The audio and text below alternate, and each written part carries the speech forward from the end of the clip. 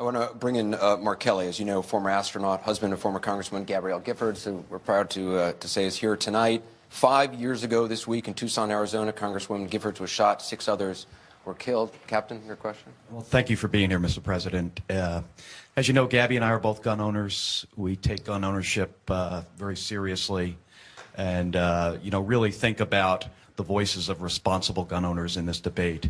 But I want to follow up to something Father Pfleger said and your answer to his question. And it's about expanded background checks. Often what you hear in the debate of expanding background checks to more gun sales, and as you know, Gabby and I are 100% behind the concept of somebody getting a background check before buying a gun.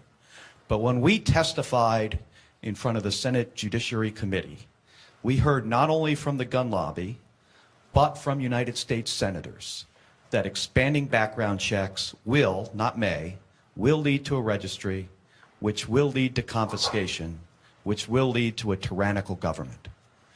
So I would like you to explain, with 350 million guns in 65 million places, households, from Key West to Alaska, 350 million objects in 65 million places. If the federal government wanted to confiscate those objects, how would they do that? Well, look, first of all, every time I see Gabby, I'm just so thrilled because I visited her in the hospital. And as I mentioned, I think, in the speech in the White House, as we left the hospital then to go to a memorial service, we got word that Gabby had opened her eyes for the first time. And we did not think that she was going to be here, and she is. And Mark's just been extraordinary. And by the way, Mark's twin brother's up in space right now and is breaking the record for the longest continuous orbiting of the planet, which is pretty impressive stuff. What I think Mark is alluding to is what I said earlier, this notion of a conspiracy out there, and it gets wrapped up in concerns about the federal government. Now, there's a long history of that. That's in our DNA. You know, the United States was born suspicious of some distant authority. But let me just jump in. Is it fair to call it a conspiracy? I mean, well, yeah, there's a lot of people who really believe this deeply, that they just don't. No, they just don't trust you. I'm sorry, Cooper. Yes, it is fair to call it a conspiracy. What are you saying? Are you suggesting that the notion that we are creating a plot to take everybody's guns away so that we can impose martial law but there's certainly a is lot of a people. Conspiracy? Yes, that is a conspiracy. I would hope that you would agree with that. Is that controversial? Except on some websites around the country? There are certainly a lot of people who just have a fundamental distrust that you do not want to go further and further and further down this road. Look, I mean, I'm only going to be here for another year. I don't know.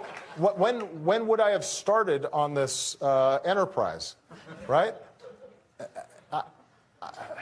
I come from the state of Illinois, which we've been talking about Chicago, but downstate Illinois is closer to Kentucky than it is to Chicago.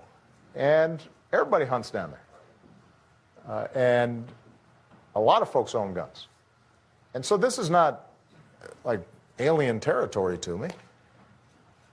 I've got a lot of friends like Mark who are hunters. I just came back from Alaska where I ate a moose that had just been shot. And it was pretty good. So, yes, it is a false notion that I believe is circulated for either political reasons or commercial reasons in order to prevent a coming together among people of goodwill to develop common sense rules that will make us safer while preserving the Second Amendment. And the notion that we can't agree on some things while not agreeing on others And the reason for that is because, well, the president secretly wants to do X. It would mean that we'd be paralyzed about doing everything.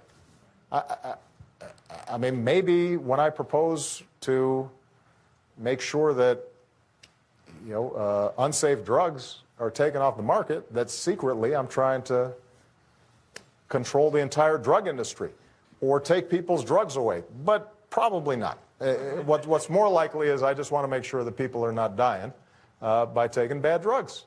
You wrote an op-ed that just got published. Yes. A lot of people probably have not read it yet. One of the things you say in it is that you are not going to campaign for, vote for any candidate, regardless of what party they're in, if they do not support common sense gun reform. Yeah, I meant what I said. And the reason I said that is this.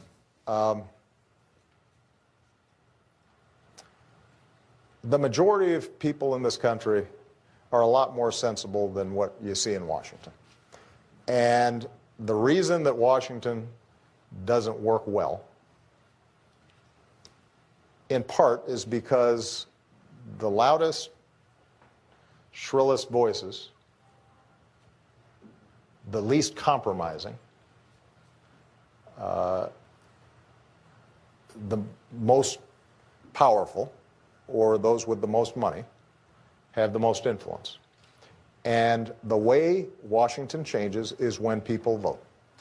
And the way we break the deadlock on this issue is when Congress does not have just a stranglehold on this debate, or excuse me, the NRA does not have a stranglehold on Congress in this debate, but it is balanced by a whole bunch of folks, gun owners, law enforcement, the majority of the American people. When their voices are heard, then things get done. The proposals that we put forward are a version, a lawful, more narrow version of what was proposed by Joe Manchin and Senator Toomey of Pennsylvania, a Republican and a Democrat, both of whom get straight A scores from the NRA. And somehow, after Newtown, that did not pass the Senate. The majority of senators wanted it, but 90% of Republicans voted against it. And I'll be honest with you, 90% of those senators didn't disagree with the proposal, but they were fearful that it was going to affect them during the election. So all I'm saying is that this debate will not change and get balanced out so that lawful gun owners and their Second Amendment rights are protected, but we're also creating a pathway towards a safer set of communities. It's not going to change until those who are concerned about violence are not as focused and disciplined during election time as those who are. And I'm going to throw my shoulders behind folks who want to actually solve problems instead of just getting a high score from an interest group.